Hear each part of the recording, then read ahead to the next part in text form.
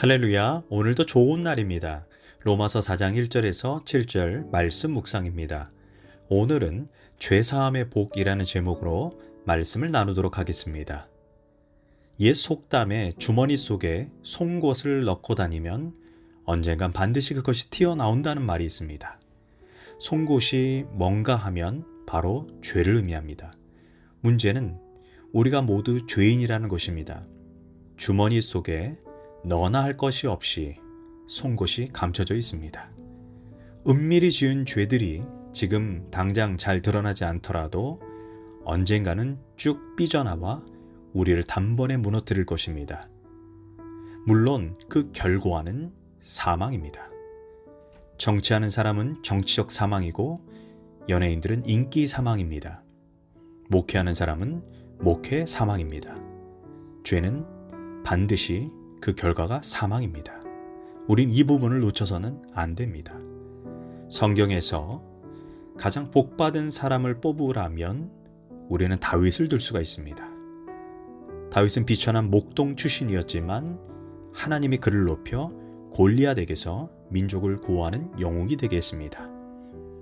그는 또한 통일 왕국의 첫 번째 왕이 되고 전쟁마다 승승장구하여 수많은 나라로부터 조공을 받았습니다. 그의 시대에 이스라엘의 영토는 가장 넓었습니다. 실로 그는 엄청난 축복을 받았습니다. 하지만 다윗은 이런 것들에 대해 복이라고 말하지 않았습니다. 다윗이 유일하게 하나님께 큰 복을 받았다는 부분이 무엇인지 아십니까? 로마서 4장 7절에서 불법이 사함을 받고 죄가 가리워짐을 받은 사람이 복이 있도다. 즉, 죄 사함이 가장 큰 복이라고 했습니다. 다윗은 어느 날 충신인 우리아의 아내인 밧세바와 간음죄를 저질렀습니다. 또한 그 죄를 감추기 위해 자기 손에 피만 묻히지 않았을 뿐 우리아까지 죽이게 됩니다. 문제는 그 후부터 다윗은 잠을 이룰 수가 없었습니다. 죄는 마음의 평화를 빼앗아 갑니다. 다윗의 괴로운 심정을 시편 32편에서 이렇게 표현합니다. 내가 내 입을 열지 아니할 때 종일 신음함으로 내 뼈가 쇠하였도다. 주의 손이 주야로 나를 누르시오니 내 진액이 빠져서 여름 가뭄의 마름같이 되었도다. 그런 다윗의 죄를 하나님은 나단 선지자를 통해 통렬하게 지적했습니다. 다윗은 이에 자신의 죄를 인정하고 철저하게 회개했습니다. 그는 그 순간 하나님으로부터 내가 너를 용서한다는 조건 없는 용서를 확인하고 죄사함의 기쁨과 감격을 시편 32편 5절에서 이렇게 표현했습니다. 불법이 사함을 받고 죄가 가리워짐을 받은 사람들은 복이 있다. 이에 바울도 죄사함의 복을 말하기 위해 로마서 4장 7절에서 다윗의 이 고백을 오늘 인용했습니다. 여러분, 죄를 범한 사람에게 가장 큰 소원이 있다면 과거에 지은 죄가 완전히 사라지고 가려지는 것입니다. 그러나 사람은 속일 수 있으나 숨은 폐부를 살피시는 하나님의 눈은 속일 수 없으며 죄의 값은 반드시 심판이고 사망입니다. 하지만 감사하게 복음이 있습니다. 그것은 바로 예수 그리스도의 십자가의 보혈이 우리의 죄를 완전히 가리고 사라지게 한다는 것입니다. 그 보혈을 의지하는 자에게 우리의 겉뿐 아니라 속 안에 있는 모든 죄까지 깨끗하게 합니다. 이제 그 죄는 조사해도 안 나옵니다. 왜냐하면 예수님의 보혈은 완전한 속죄이기 때문입니다. 다윗의 과거를 들춰보면 간음한 사람이었고 살인한 사람이었습니다. 그러나 하나님은 다윗을 향해 내 마음에 합한 자라, 넌 내 마음에 꼭 드는 사람이다라고 말씀하셨습니다. 이것이 죄사함의 축복이요 보혈의 은혜 때문입니다. 그런데 이 은혜를 다윗만 누리고 있습니까? 아닙니다.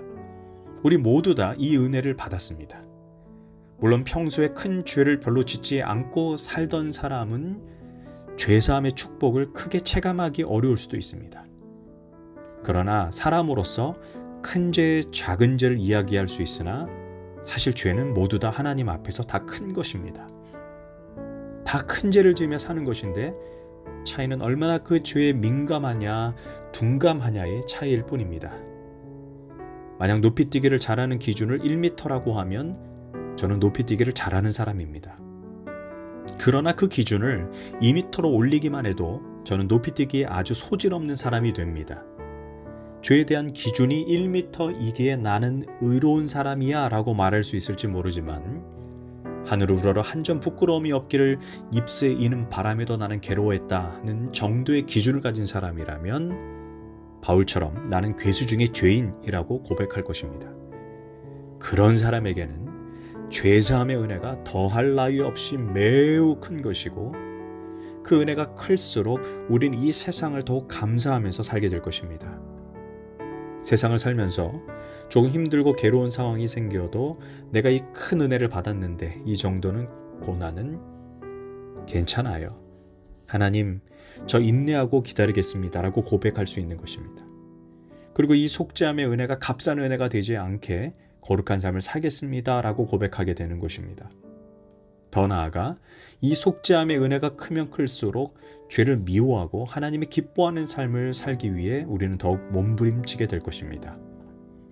디모데후서 2장 30절에 큰 집에는 금그릇과 은그릇뿐 아니라 나무그릇과 질그릇도 있어 귀하게 쓰는 것도 있고 천하게 쓰는 것도 있나니. 우리가 상식적으로 비싸면 좋은 그릇이고 싸면 천한 그릇으로 생각합니다. 그러나 하나님은 금그릇이든 은그릇이든 나무그릇이든 질그릇이든 상관없다고 말씀하십니다. 누구든지 어떤 그릇이든지 자기를 깨끗하게 닦아놓은 그릇이 그 그릇에 유무 없이 쓰임을 받는 그릇이 됩니다. 만약 여러분들이 라면을 끓여 먹는다면 어떤 그릇을 쓰시겠습니까?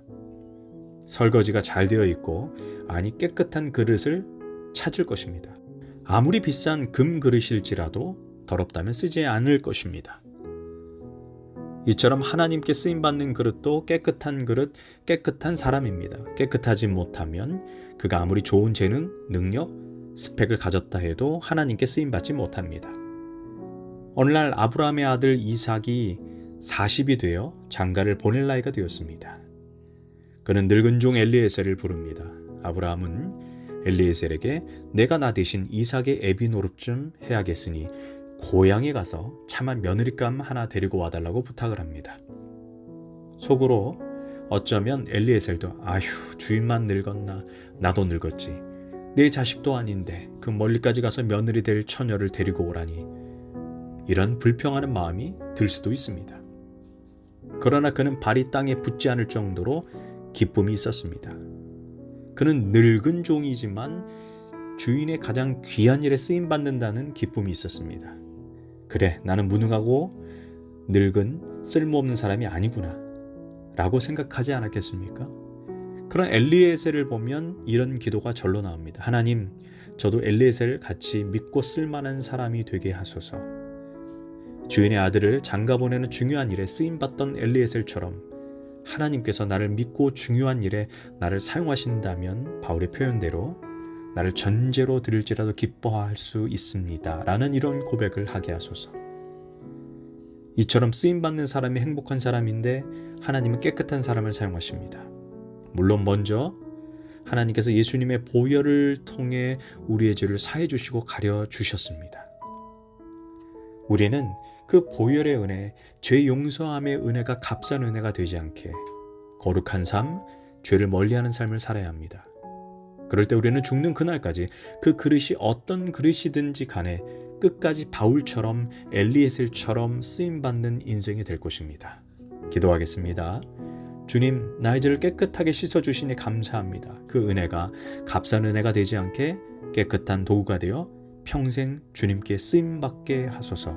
예수님의 이름으로 기도합니다. 아멘.